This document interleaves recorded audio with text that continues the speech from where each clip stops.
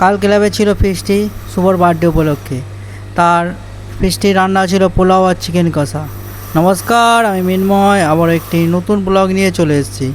আজ এই ক্লাবে ফিস্টি আছে, আর এদিকে জল বসে দেওয়া হয়েছে ভাতের জন্য। যেহেতু পোলাও হবে, চালটা ভেজা দেওয়া হয়ে গেছে।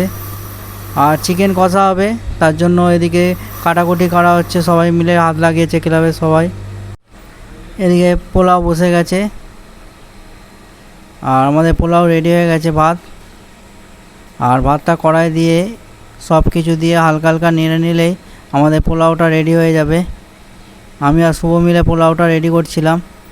এই ফার্স্ট টাইম ক্লাবে হচ্ছে পোলাও, জানি না কেমন হবে। সব কিছু দিয়ে আমরা কড়াতে নেড়ে নিচ্ছিলাম। আর এদিকে মাংস কষা ছিল, মাংসটা বাপনদাই করছে। প্রত্যেকবার বাপনদাই রান্না করে মাংসটা। দেখুন লাল লাল ঝাল লাল মাংস রেডি হয়ে গেছে। এবার খাওয়ার পালা, সবার ভাগ হয়ে যাচ্ছে। সত্যি পোলাওটা খেতে ভালো হয়েছিল। আর কার কার পোলাও খেতে ভালোবাসেন আমাকে জানাতে ভুলবেন না।